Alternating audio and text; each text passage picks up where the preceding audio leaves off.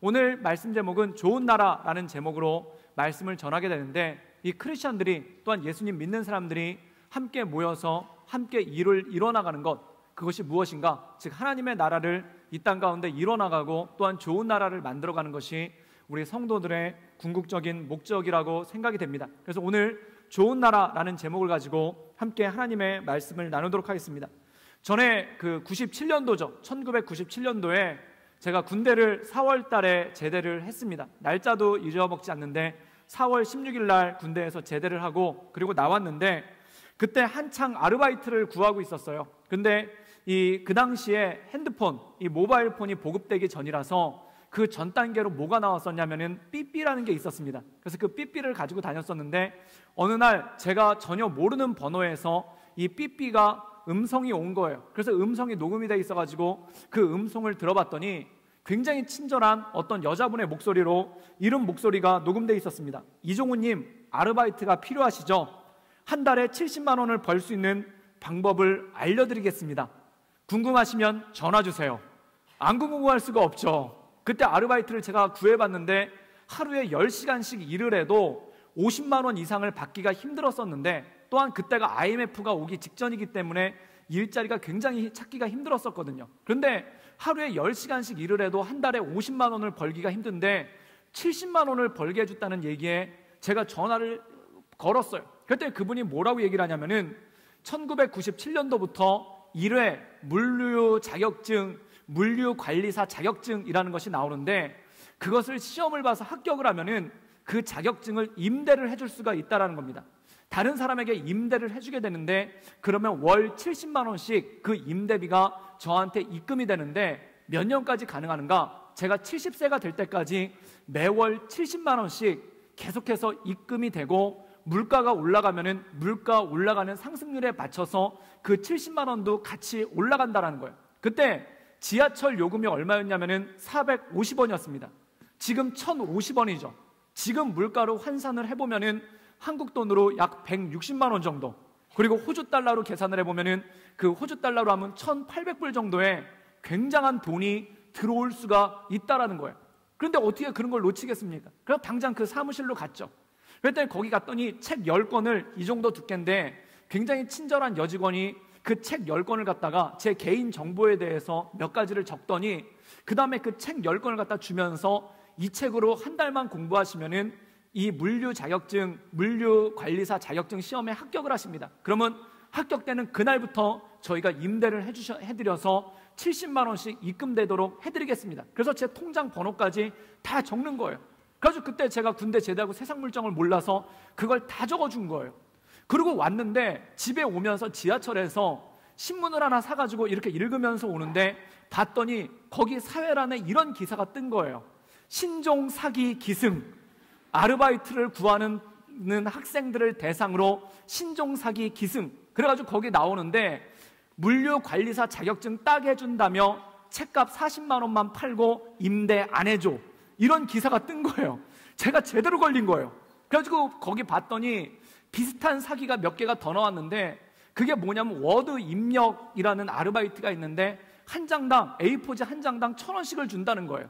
그런데 그 아르바이트를 하기 위해서 40만 원을 주고 속기사용 키보드를 사야 되는데 그 키보드만 팔고 일을 안 준다는 거예요. 또 비슷한 동종의 사기가 하나 더 있는데, 그게 뭐냐면 번역 아르바이트라는 게 있는데, 번역사 시험을 봐가지고 그 자격증을 따면은 한 장에, A4지 한 장에 10,000원씩 주면서 번역 일을 시켜준다는 거예요.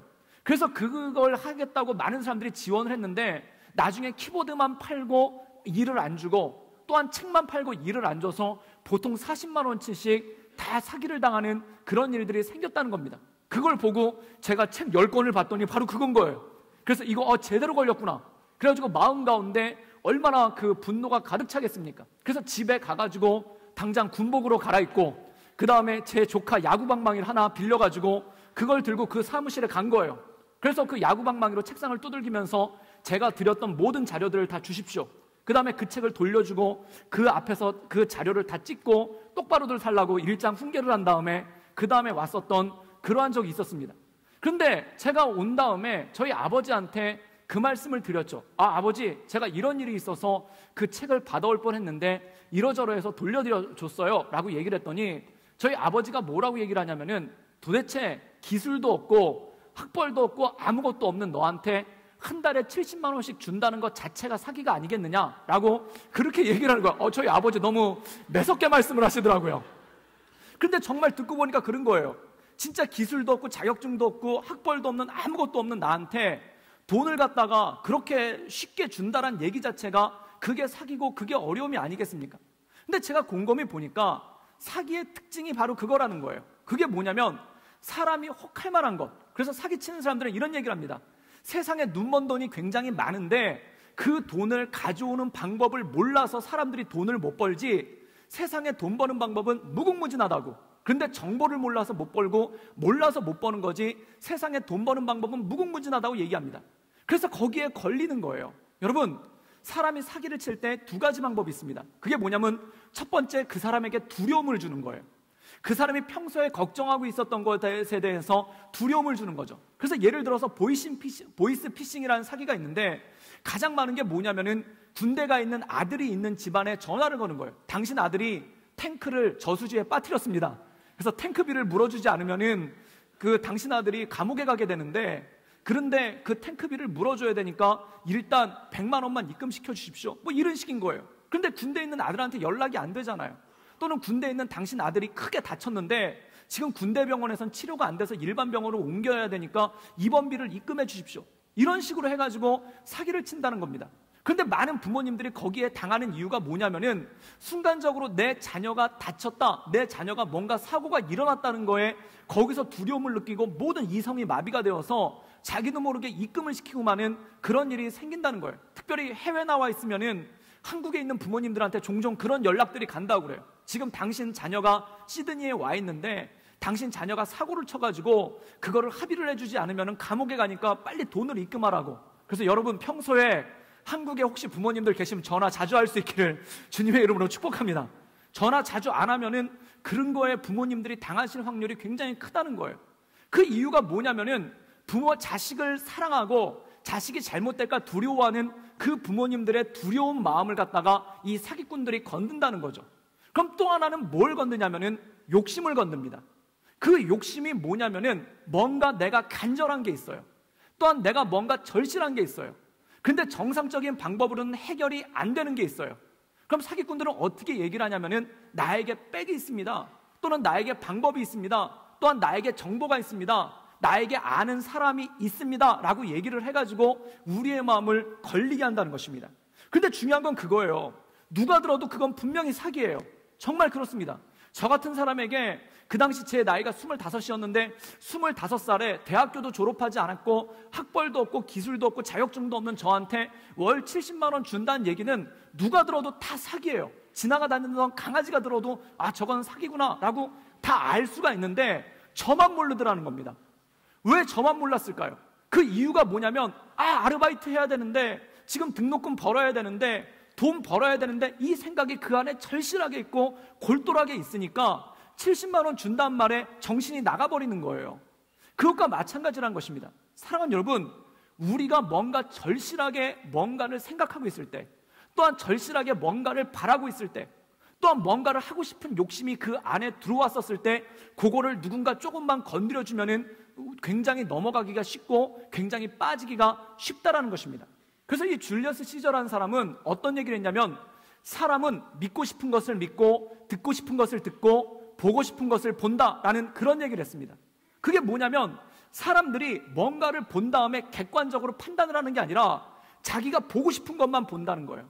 그리고 자기가 알고 싶은 것만 알고 믿고 싶은 것만 믿는다는 것입니다. 그래서 사기꾼들의 방식이 뭐냐면은 이 사기업에 종사하시고 사기를 치시는 분들의 특징이 뭐냐면은 그 사람이 뭘 보고 싶은가를 알아뒀다가 그걸 보여주는 거예요. 그리고 이 사람이 뭘 믿고 싶은가를 알아뒀다가 그것을 믿게끔 해주는 거예요. 그리고 이 사람이 뭘 듣고 싶은지를 알았다가 그것만을 듣게 해주는 거예요. 그럼 사람들이 그것에 빠져버리고 그것에 넘어져 버릴 때가 굉장히 많다라는 것입니다. 여러분, 사단이 우리를 유혹하고 사단이 우리를 넘어뜨리는 방식도 똑같습니다. 내가 뭔가를 절실히 바라고 있는가, 또한 내가 뭔가에 약한가, 또한 내가 뭔가를 간절히 원하고 있는가라는 것이 있으면은 그 부분을 사단이 건드려서 우리로 하여금 죄에 빠지게 하고 시험에 넘어지게 하는 그러한 일들이 굉장히 많다라는 것이죠. 여러분, 그렇기 때문에 우리가 하나님의 말씀 가운데 서야 된다는 이유는 무엇입니까? 하나님의 말씀 가운데 선다는 것은 내가 보고 싶은 것만 보고 내가 듣고 싶은 것만 듣고 믿고 싶은 것만 믿는 것이 아니라 하나님의 말씀에 의해서, 즉 내가 보고 내가 알고 내가 듣는 것만에 거기에 감싸지고 거기서 사로잡혀 가는 것이 아니라 하나님의 말씀을 통해서 내 삶 가운데 역사하는 것이 무엇인지를 알아가는 것이 굉장히 중요한 모습이라는 거죠. 여러분, 때로 사람이 시험에 빠지거나 악한 것들에 의해서 유혹을 받으면 어떤 일이 생기냐면은 말씀도 내가 보고 싶은 말씀만 봐요. 내가 보고 싶은 말씀만 보고 내가 듣고 싶은 말씀만 들을 때가 있다라는 것입니다. 여러분, 우리가 말씀에 순종해야지 말씀을 나에게 굴복시키려고 하면 어떡하겠습니까? 내가 하나님의 말씀 가운데 서야지 하나님의 말씀을 내 삶 가운데 서게 하려고 하면 어떻겠습니까? 예를 들자면 이런 거예요. 똑같은 말씀인데 적용을 반대로 하는 사람이 있어요. 성경에 보면 이런 말씀이 나옵니다. 예수님이 누군가 너의 한쪽 뺨을 때리면은 너의 반대쪽 뺨도 돌려대라 라는 말씀이 있습니다. 그런데 어떤 사람이 이 말씀을 가지고 저한테 와가지고 제 오른뺨을 딱 때리면서 말씀을 보여주면서 목사님이 왼뺨도 대세요 이러면은 이거 말씀이 맞기는 맞죠. 누구든지 너의 한쪽 뺨을 때리면 반대쪽 뺨도 대라. 그럼 그 말씀이 맞기는 맞죠. 그런데 틀렸죠. 왜 그럴까요? 이 말씀은 나에게 적용해야 되는 말씀이에요. 누군가 나의 뺨을 때렸을 때 나의 오른뺨을 돌려대라는 거예요. 그런데 이걸 다른 사람한테 적용시키려고 하면은 그 다음부터 문제가 되는 거 아니겠습니까? 이걸 갖다가 성경을 갖다 놓고 그 다음에 순장님한테 갖다 놓은 다음에 순장님 이거 보십시오. 오른뺨을 때리면 왼뺨을 돌려달라고 나와 있는데 왜 오른뺨을 맞고 왼뺨을 안 되는 겁니까? 라고 주장을 한다면 이거 얼마나 어리석은 말씀입니까? 그런데 말씀을 나에게 굴복시키고 말씀을 내 유익대로 쓴다는 것이 바로 그런 거라는 것입니다. 그리고 어떤 사람이 돈을 빌린 다음에 그 돈을 갚으라고 하니까 성경의 말씀을 보여주면서 누구든지 너의 겉옷을 취하고자 하거든 속옷까지 주어라 라는 말씀을 보면서 아니 여기서 지금 겉옷을 달라고 하면 속옷까지 주라고 하는데 내한테 왜 빌린 돈을 갚으라고 하냐고 라고 얘기를 한다면 이거는 말씀이 아닌 거예요. 말씀은 말씀인데 그 말씀을 나에게 맞게끔 이용하고 그 말씀을 나에게끔 합당하게 나가는 그러한 모습이 있다는 것이죠. 여러분, 어떤 사람은 말씀에 자기를 무릎 꿇리는 사람이 있습니다. 그런데 어떤 사람은 그 말씀을 자기의 유익에 따라서 이용하고 자기의 유익에 따라서 쓰는 그러한 모습을 보일 때가 있다는 것이죠. 사랑하는 여러분, 부부 세미나 같은 데 가보면 난리가 아니에요. 거기서 이제 제가 전에 신혼부부 스쿨을 강의를 몇 번 한 적이 있었는데 거기 강의를 해보면은 다들 막 자기 남편 옆구리를 막 찔러요. 이것 좀 들으라고, 이것 좀 들으라고. 그리고 막 부인 얘기를 하면 막 부인 옆구리를 찔면서 이것 좀 들으라고. 그리고 이렇게 설교를 하다 보면은 어떤 분은 손뼉을 치면서 아 우리 남편 데려왔어야 되는데, 또 어떤 분은 손뼉을 치면서 아 그 형제 데려왔어야 되는데, 이러면서 얘기를 해요. 왜 그럴까요? 그리고 아예 그것이 너무 아쉬우신 분은 저를 데리고 가가지고 자기네 집에 가서 그때 설교했던 말씀 그대로 우리 남편한테 얘기해 주세요. 이렇게 얘기하고 그때 설교했던 말씀 그대로 우리 자녀에게 얘기해 주세요. 그렇게 얘기를 한다는 거예요. 여러분, 그런데 그걸 해서 듣겠습니까? 중요한 건 이것입니다. 말씀을 통해서 내가 변화받으려고 해야지 말씀을 통해서 다른 사람을 변화시키려고 하면 안 된다는 거예요. 말씀을 다른 사람한테 적용시키려고 하면은 그 다음부터 이 말씀이 마치 그 사람의 오른뺨을 때린 다음에 왼뺨을 돌려대려는 것과 똑같은 그러한 적용이 그 안에 생길 수밖에 없다라는 것입니다. 그럼 말씀은 내가 가지고 가야 되는 것이고, 말씀은 내 삶 가운데 나를 변화시키는 것이어야 되고, 말씀은 나를 새롭게 해야 된다는 것입니다. 여러분, 내가 다른 사람한테 말씀으로 훈계했을 때 그 사람이 변하는가? 정말 그런 경우 드물어요. 그래서 잠언에 보면은 솔로몬이 이렇게 얘기를 합니다. 이 지혜의 최고봉이라고 하는 이 잠언에서 솔로몬이 이렇게 얘기합니다. 너희는 어리석은 자를 훈계하지 말아라. 그가 너를 미워할 것이다. 그가 너를 원수로 삼을 것이다. 어리석은 자를 훈계하지 말라는 거예요. 대신에 지혜로운 자를 훈계하라. 그럼 그가 너를 존경하고 좋아하게 될 것이다. 그런데 맹점이 뭔지 아십니까? 세상에 훈계를 들어서 그것을 자기 걸로 받아들일 만큼 지혜로운 사람이 드물다는 거예요. 10만 명 중에 한두 명만 그렇고 10만 명 중에 99,999명은 그 훈계를 들었을 때 마음에 앙심을 품는다는 거예요. 마음에 원한을 품는다는 거예요. 그럼 그건 무엇입니까? 이 솔로몬의 잠언은 한마디로 얘기해서 훈계하지 말라는 거예요. 훈계해봐야 서로에게 미움만 생긴다는 것입니다. 그럼 어떻게 하면 좋을까요? 야고보서에서는 야고보 사도는 이렇게 얘기하고 있습니다. 너희는 선생 되려고 하기를 조심하라. 선생 되려고 하면 할수록, 누군가가 가르치면 가르치려고 할수록 그 사람이 더 안 좋은 마음을 갖게 된다는 거예요. 그럼 어떻게 해야 되는가? 사도 야고보는 이렇게 얘기합니다. 아비로서 본을 보이라고 얘기합니다. 즉, 다른 사람을 말씀으로 변화시키려고 얘기하지 말고, 다른 사람을 말씀으로 훈계하려고 하지 말고, 내가 말씀 가운데 변화받고 내가 말씀 가운데 새로워지는 모습을 다른 사람이 보고 따라오게끔 해야 진정한 변화가 있는 것이지, 말로 아무리 가르쳐보고 훈계로 아무리 가르쳐봐야 그거를 들을 만큼, 왜냐하면 분명히 맞는 얘기인데 기분은 나쁘거든요. 분명히 맞는 얘기인데 마음에서는 오케이가 안 되거든요. 그러면 어려워진다는 거예요. 그러면 관계가 불편해지고 관계가 이상해진다는 거예요. 그럼 어떻게 되는가? 이 교육학자이신 김요세 목사님은 그래서 그런 얘기를 했어요. 그게 뭐냐면 삶으로 가르치는 것만 남는다. 입으로 가르치지 말고 삶으로 가르치고 삶으로서 본을 보여야 된다는 것입니다. 오늘 말씀에 보면은, 오늘 말씀 제목은 아까 말씀드렸듯이 좋은 나라에 관한 것입니다. 좋은 나라는 어떻게 세워지는가? 우리가 좋은 나라를 세우자라고 얘기를 하면은 그때 제일 머릿속에 누가 먼저 떠오르냐면 정치인들이 떠올라요. 아, 정치인들이 똑바로 해야지, 국회의원들이 똑바로 해야지, 대통령이 똑바로 해야지 라는 그런 생각이 머리 가운데 떨어진다는 것입니다. 또한 좋은 나라를 만듭시다. 그러면 경제인들이 머리에 떠올리시는 분들이 있어요. 우리 사장님들, 그 다음에 재벌들, 돈 많으신 분들, 이분들이 변해야 나라가 변하지 라고 생각하는 사람들이 있습니다. 또한 좋은 나라를 만듭시다. 그러면 국민들을 택하는 사람들이 있어요. 아, 투표도 제대로 안 하는데 어떻게 나라가 변하는가? 그럼 국민들에 대해서 얘기를 할 때 국민들이 변해야 나라가 변하지. 그런데 중요한 건 이것입니다. 정치인들이 변해야, 또는 경제인들이 변해야, 국민들이 변해야 나라가 변한다라고 아무리 외쳐봐도 변하지 않고 오히려 갈등과 아픔과 상처만 있다는 거예요. 그 이유는 뭘까요? 아까 말한 대로 사람은 너 변해야 됩니다 라고 얘기해서 변할 사람 아무도 없다는 거예요. 당신 변해야 됩니다 라고 얘기해서 변할 만큼 지혜로운 사람이 세상에 그렇게 많지가 않다는 것입니다. 그러면 좋은 나라를 세우기 위해서 필요한 것이 무엇인가? 바로 내가 하나님 말씀 가운데 새로워지는 것이 중요하다는 것입니다.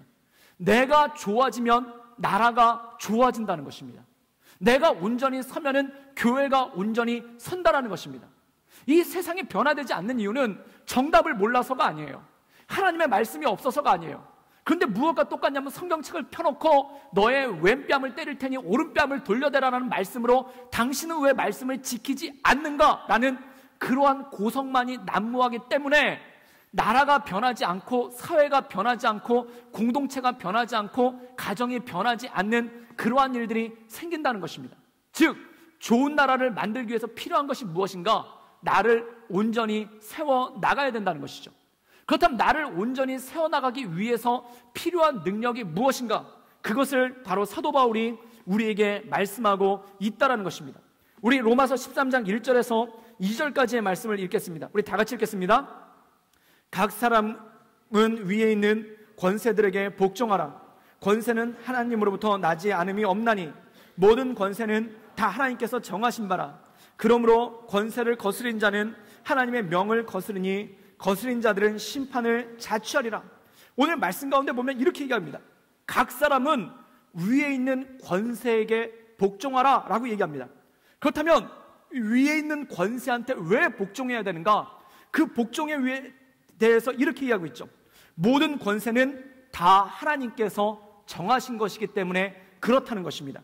그럼 이 말씀을 가만히 묵상해 보면 이런 뜻이에요. 모든 권세는 하나님이 정하신 것이기 때문에 그러므로 모든 권세에 복종해야 된다는 것입니다. 그런데 여기 중요한 포인트가 있다는 거예요. 모든 권세는 하나님께로부터 왔다라는 것입니다. 내가 열심히 일해서 사장이 된 게 아니라 하나님께서 그를 사장으로 세워주셨다는 것입니다. 내가 국민들의 지지를 받아서 대통령이 된 게 아니라 내가 누군가의 지지를 얻어서 권세를 얻은 것이 아니라 내가 열심히 일해서 재벌이 된 게 아니라 모든 권세와 리더의 위치에 있는 사람에게는 하나님의 부르심이 있고 하나님의 정하심이 있다는 것입니다. 즉 중요한 게 뭐냐면 나에게 있는 권세 또한 그에게 있는 권세가 누구에게로부터 왔는지가 중요하다는 것이죠. 우리나라 초대 교회사에 굉장히 아름다운 얘기가 하나가 있는데, 그게 뭐냐면 전라북도 김제, 지금부터 한 1000년 정도 됐죠. 100년 전이죠. 이 전라북도 김제에 금산이라는 곳이 있는데 거기 금산교회라는 교회가 있다고 그래요. 근데 이 금산교회가 1900년도 초반에 세워지게 되었는데 누구에 의해서 세워졌냐면은 이 미국의 남장로교 선교사 데이트라는 사람에 의해서, 데이트 목사님이란 분에 의해서 교회가 세워졌다는 겁니다. 근데 이분이 누구를 전도해서 교회를 세웠냐면은 그 당시에 그 김제, 그 금산 일대에서 엄청난 농장과 또한 마국간과 또한 그 목장을 소유하고 있는 조덕삼이라는 사람을 이분이 전도를 했다는 거예요. 그래서 이 조덕삼이라는 분을 전도를 해가지고 교회를 세웠는데, 이 조덕삼이라는 분이 워낙 부자다 보니까 자기 지방 칸을 내줘가지고 거기서 교회를 세우게 했다라는 거예요. 그래가지고 이분이 거기서 이제 교회를 시작을 하고 금산교회라는 교회를 출발을 했죠. 그런데 그 성도들 가운데 많은 사람들 중에 이 조덕삼이라는 분의 하인과 머슴과 종들이 예수님을 믿기 시작했다는 거예요. 그런데 그 머슴 중에 누가 예수님을 믿었냐면은 마국간에서 말을 관리하고 있었던 이자익이라는 그러한 분이 이 예수님을 믿고 그 교회 성도가 된 거예요. 그런데 몇 년 지나가지고 교회가 계속 부흥을 하니까 이 교회에서 장로님을 뽑게 된 거예요. 근데 장로님을 뽑을 때는 여러분들 다 아시다시피 교인들이 투표를 하지 않습니까? 그래서 교인들이 투표를 해가지고 장로님을 뽑았는데 놀라운 결과가 나왔어요. 모두가 다 조덕삼이라는 이 분이 교회를 위해서 한 일도 많고 또한 자기의 재산도 털었고 또한 많은 사람들이 그의 농장에서 일을 하거나 많은 사람들이 그의 하인들이었기 때문에 조덕삼이라는 사람이 장로님이 될 줄 알았어요.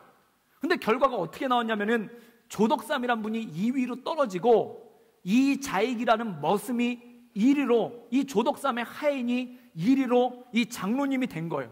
그래가지고 그 선출 결과, 투표 결과가 나왔을 때 이 초대 장로, 금산교회 초대 장로님은 이 자익 씨가 됐습니다 라는데 아무도 박수를 안 쳤다는 거예요. 그리고 다들 얼굴을 쳐다보면서 도대체 지금 우리 교회에서 어떤 일이 생길 건가? 그것 때문에 다들, 그래가지고 조덕삼이라는 분 얼굴만 조심스럽게 다 살피고 있었다는 거예요. 그때 이 데이트 선교사는 속으로 그런 생각을 했다고 해요. 이제 내 목회는 끝났구나, 이런 생각을 했다고 그래요. 도대체 이걸 어떻게 감당할 건가? 지금 인간적으로 보면은 도저히 감당할 수 없는 상황이 벌어진 거예요. 그런데 그 침묵을 깨고 이 조덕삼이라는 사람이 벌떡 일어나가지고 새로 뽑힌 초대 장로인 이자익 장로님 앞으로 가가지고 그 앞에서 큰 절을 했다는 거예요. 그리고 뭐라고 얘기를 했냐면은, 당신이 우리 교회 첫 번째 장로님으로 뽑힌 것은 모든 것이 하나님의 뜻입니다. 저는 이 하나님의 뜻대로 당신께 순종을 하고 당신을 섬기겠습니다 라면서 자기 머슴인 이자익이라는 그 하인에게 큰 절을 했다는 거예요. 그때 거기 있던 사람들이 다 박수를 쳤대요.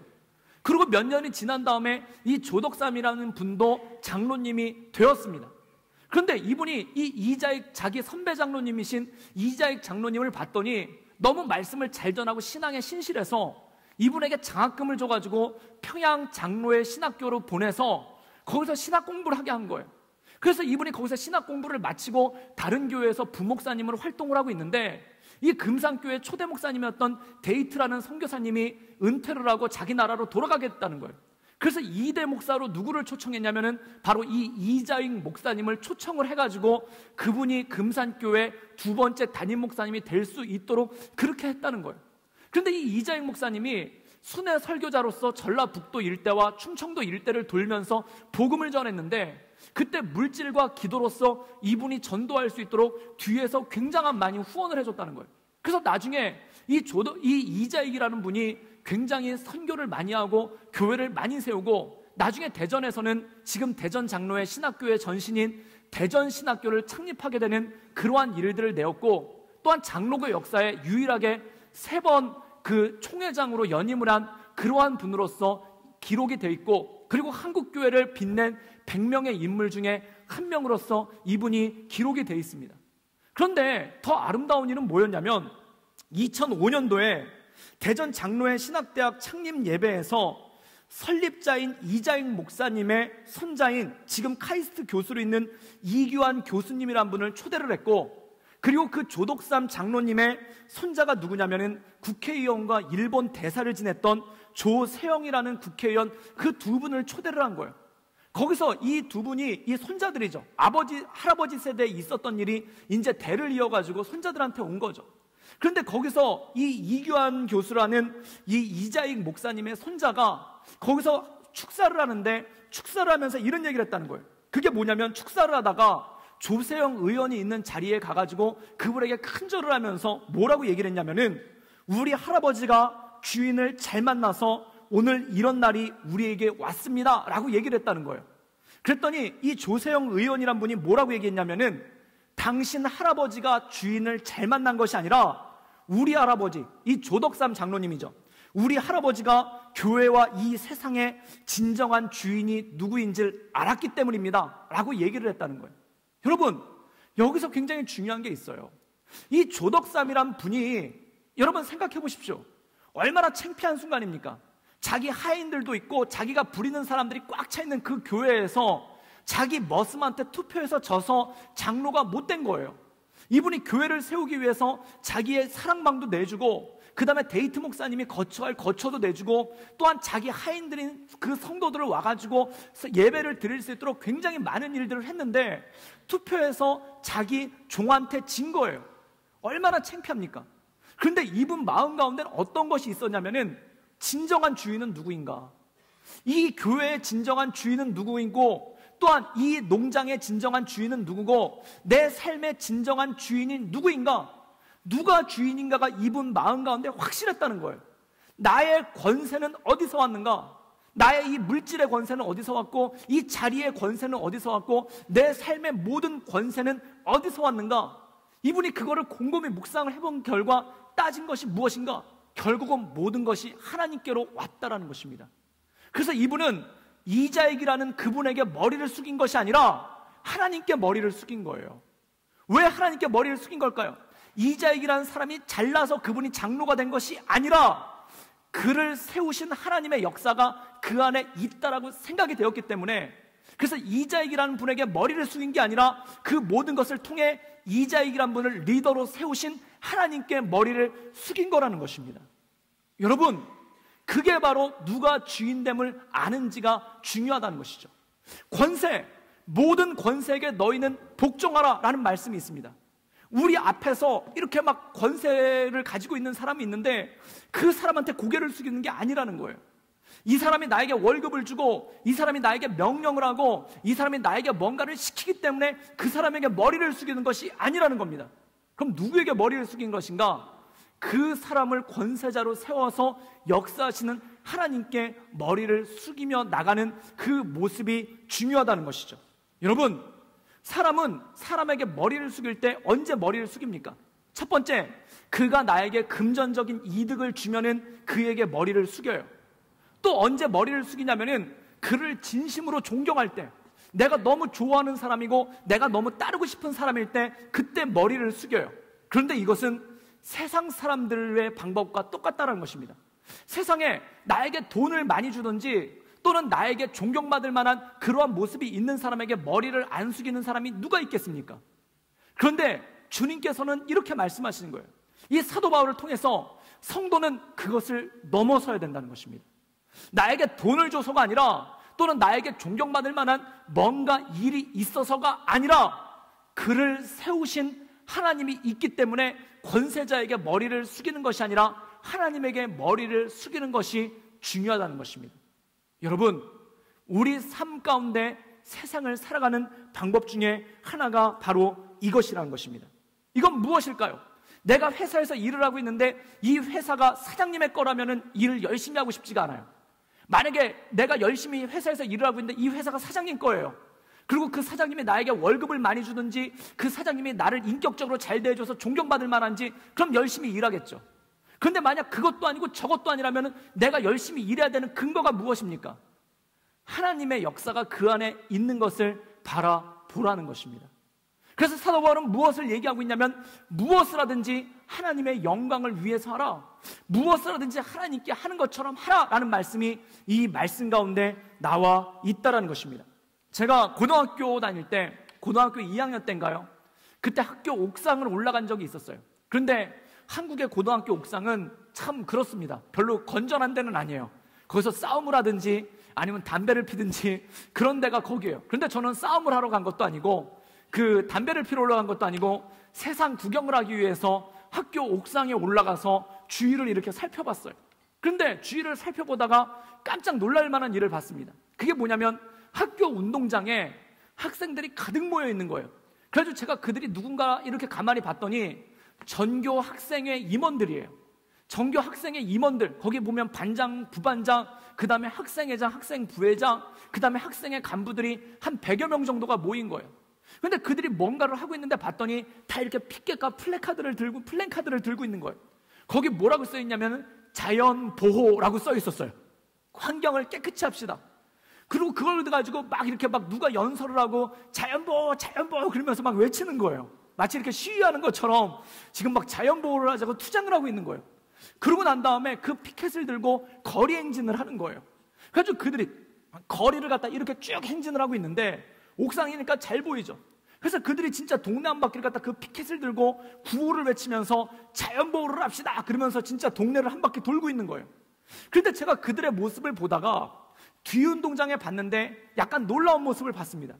거기 한 10명 정도의 학생들이 있는 거예요. 그런데 그 10명 정도의 학생들인데 그들이 뭘 하고 있냐면은 한 손에 검은색 비닐봉지를 들고 또한 한 손에다가 그 집게를 들고 집게로 바닥에 있는 휴지를 갖다가 막 줍고 다니고 있는 거예요. 특별히 뒤운동장은 담배꽁초가 굉장히 많거든요. 그런데 거기서 그 담배꽁초를 갖다가 열심히 줍고 있는 거예요. 그때가 굉장히 더운 여름날이었습니다. 그런데 이분들이 한 10명 정도가 그 넓은 운동장에 담배꽁초와 쓰레기를 갖다가 이 집게를 통해서 막 줍고 있는데, 근데 제가 그때 굉장히 크게 오버랩이 됐던 게 뭐냐면 이 동네 한 바퀴를 돌고 있었던 그 자연보호팀 100명이 그 운동장에 들어온 거예요. 그런데 그 운동장에 들어왔을 때 이 집게를 가지고 운동장에서 쓰레기를 줍고 있었던 10명이랑 이렇게 교체해서 지나가는 거예요. 그때 제가 그걸 보고 깜짝 놀랐어요. 왜냐하면 자연보호하자고 돌아다니는 사람들이 쓰레기를 하나도 안 줬더라고요. 그냥 이러면서만 다니더라고요. 자연보호하자고 외치더라고요. 그런데 아무도 쓰레기를 안 줬더라고요. 그런데 자연보호하자고 외치지도 않고 아무런 구호도 없고 피켓도 없는 사람들이 엎드려가지고 그 쓰레기를 줍고 있는 모습이 저한테 너무 인상적이었어요. 그래서 제가 당장 옥상에서 내려왔죠. 그래서 옥상에서 내려와가지고 그 쓰레기를 줍고 있는 무리들한테 가서 당신들은 누굽니까? 당신들은 누구길래 여기서 쓰레기를 줍고 있습니까? 라고 외쳤어요. 물론 이렇게 멋있게 물어본 거 아니고 형은 누구야? 이렇게 물어봤겠죠.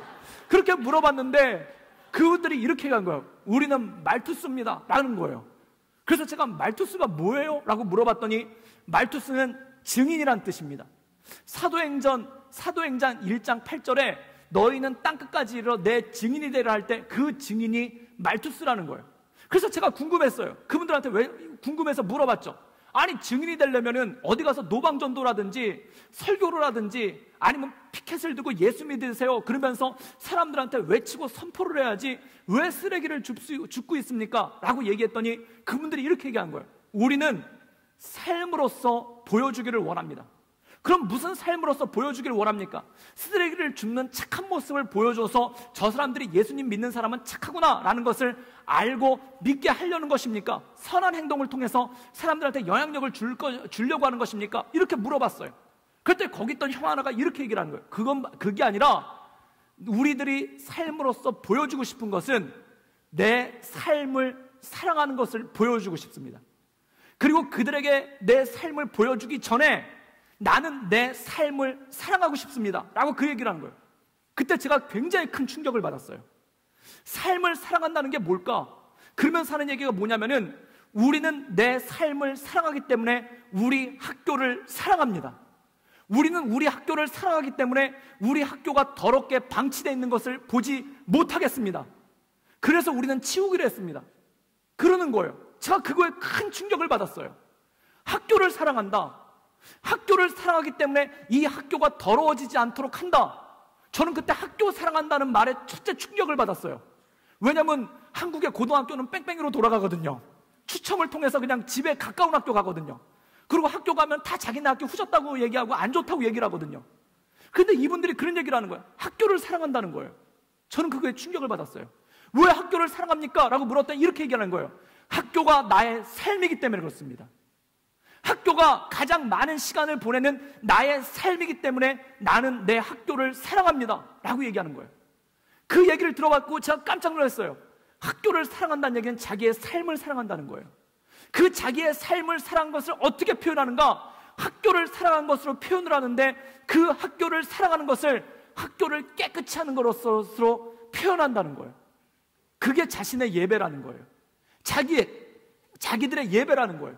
우리는 우리 쓰레기 줍는 모습을 사람들 보라고 하는 것이 아니라 예수님 믿는 사람들은 이렇게 착하다라고 뭔가 솔선수범을 보이기 위해서 하는 것이 아니라 나는 학교를 사랑한다는 것을 보여주기 위해서, 나는 학교를 사랑한다는 것을 내 마음으로 드러내기 위해서 그걸 한다는 거예요.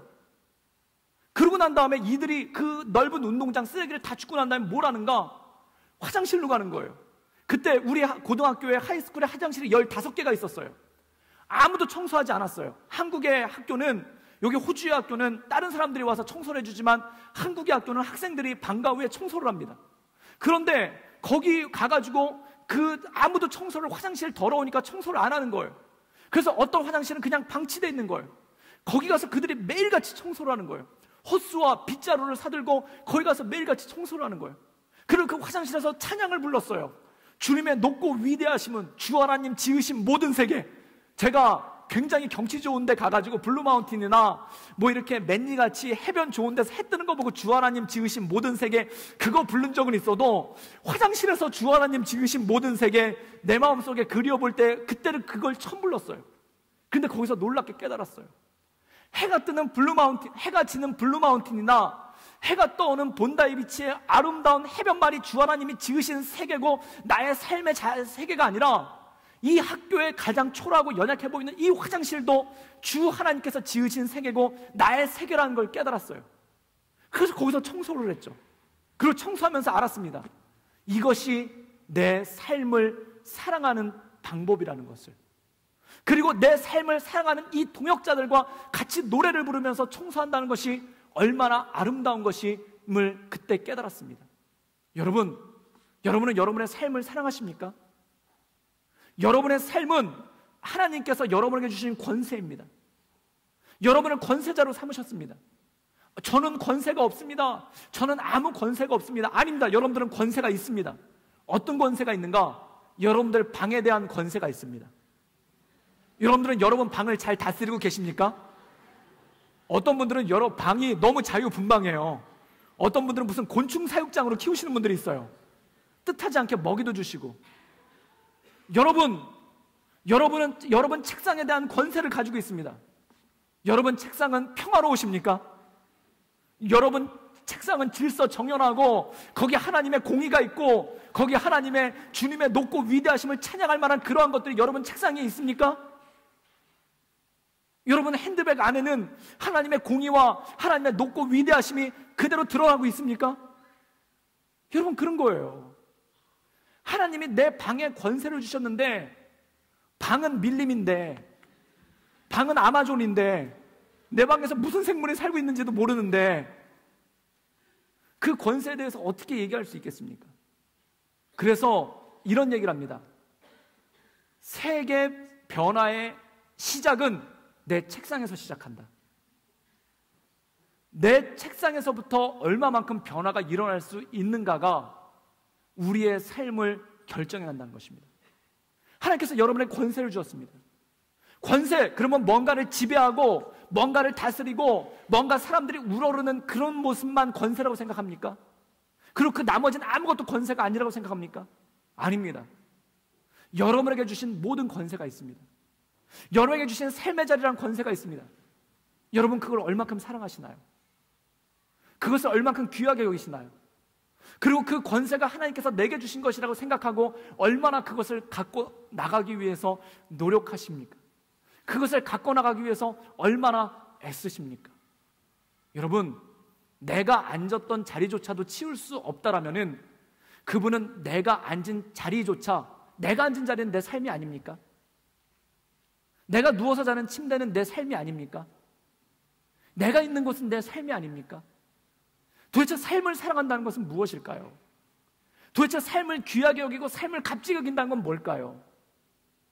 정작 내 손에 쥐어져 있는 그 삶에 대해서 너무나 한참게 여기고 있다면 우리 안에서 어떠한 일들이 일어날 수 있겠습니까? 여러분, 많은 분들이 아르바이트 하실 겁니다. 돈 안 주죠. 아르바이트에서 돈 벌었다는 사람 제가 아무도 못 봤어요. 아르바이트에선 돈을 벌 수가 없어요. 회사 다녀서도 돈을 벌 수가 없어요. 왜냐하면 그만큼 안 주기 때문에 그래요. 그리고 저도 굉장히 많이 가져가잖아요, 세금으로. 돈 벌 수가 없어요. 여러분, 많은 분들이 일하고 있습니다. 만약 돈 때문에 일하고 있다면 여러분들 참 슬플 겁니다. 여러분들 일하고 있습니다. 그런데 사장님이 전혀 존경할 만한 분이 아니에요. 약간 정신병자 같아요, 사장님이. 그런데 그 밑에서 일하고 있다 보면 나도 정신병자가 될 것 같아요. 그런데 그 밑에서 일하고 있는 것이 나의 삶이라면 얼마나 비참하겠습니까? 여러분, 성도는 돈의 이득 때문에 일하는 것이 아닙니다. 내 보스, 내 리더를 존경하기 때문에 일하는 것이 아닙니다. 그것은 세상 사람들의 일하는 방식입니다. 예수님을 믿는 사람의 일하는 방식은 하나님이 내게 주신 삶이기 때문에 그렇습니다. 물론 이 주신 삶이 때에 따라 옮겨질 때도 있습니다. 또한 이 주신 삶이 때에 따라서 바뀔 수도 있습니다. 그러나 현재 내가 살고 있는 내 삶이기 때문에 그렇습니다. 내일 그만둬도 오늘은 나의 삶입니다. 다음 달에 그만둬도 오늘은 나의 삶이고 현재는 나의 삶입니다. 그리고 현재는 하나님께서 나에게 주신 권세입니다. 그 권세를 바라보며 여러분 삶의 주인이 누구인지를 바라보며 그 안에 온전하게 살아갈 수 있기를 주님의 이름으로 축복합니다. 여러분, 하나님께서는 여러분에게 책상의 권세를 주셨습니다. 여러분 책상에 공의를 선포할 수 있기를 주님의 이름으로 축복합니다. 더 이상의 쿠데타와 무정부 상태와 혼란을 종식시키십시오. 또한 여러분의 가방에 하나님께서 권세를 주셨습니다. 더 이상의 무정부 상태를 종식시키십시오. 여러분 지갑에 하나님께서 권세를 주셨습니다. 지름신을 몰아낼 수 있기를 주님의 이름으로 축복합니다. 지르는 신들 다 몰아내십시오. 그리고 여러분 시간에 하나님께서 권세를 주셨습니다. 그것을 좀먹는 모든 것들을 엎어버리십시오. 그리고 내 말씀 가운데 하나님의 인도하신 가운데 굳건히 서나갈 때 우리가 온전함을 서나갈 수 있다는 것입니다. 오늘 말씀의 내용은 이것입니다. 좋은 나라는 어떻게 만들어가는가? 내가 하나님의 주인됨을 인정하고 내 삶이 하나님께서 주신 것임을 인정하고 그것을 하나하나 사랑하며 나갈 때 내 인생 가운데 좋은 나라가 펼쳐집니다. 나를 통해 내가 살고 있는 공간, 여러분의 책상을 하나님의 나라로 만드십시오. 여러분의 방을 하나님의 나라로 만드십시오. 그리고 더 나아가 여러분의 집을 하나님의 나라로 만드십시오. 그리고 여러분의 교회를 하나님의 나라로 만드십시오. 여러분의 직장을 하나님의 나라로 만드십시오. 그때 좋은 나라가 이 땅 가운데 오게 된다는 것입니다. 저는 새순교회를 정말 사랑합니다. 그 사랑하는 이유가 무엇인가? 제가 몸담고 있기 때문에 그래요. 하나님께서 제게 허락해 주신 권세이기 때문에 그래요. 그래서 제 기쁨 중에 하나는 뭐냐면은 아침에 와서 주차 안내를 하는 게 제일 기뻐요. 운동도 돼요. 배가 들어가요. 다이어트 중에 주차 다이어트 그만한 게 없는 것 같아요. 하면은 너무 즐거워요. 성도님들 웃음으로 맞이하는 것도 너무 기쁘고 너무 행복해요. 그래서 제 기도가 있다면 주차할 때는 비가 안 왔으면 좋겠습니다라는 그런 간절한 기도가 있어요. 왜 하는가? 여러분들한테 본보이고 싶어서도 아닙니다. 주차 사역 할 사람도 없어서 아닙니다. 하나님께서 내게 주신 교회이기 때문에, 그것도 내 삶이기 때문에 그래요. 그 시간 중에 딱 9시 반부터 10시까지가 저한테 주일 중에 비는 시간이더라고요. 그 시간에 뭘 할까? 거기서 그거 하는 거예요.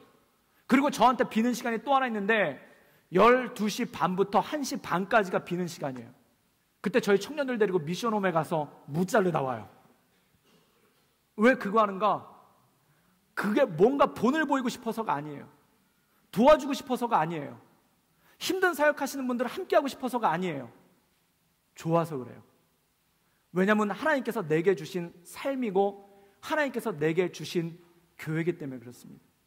여러분, 여러분께 주신 삶입니다. 여러분이 주신 교회입니다.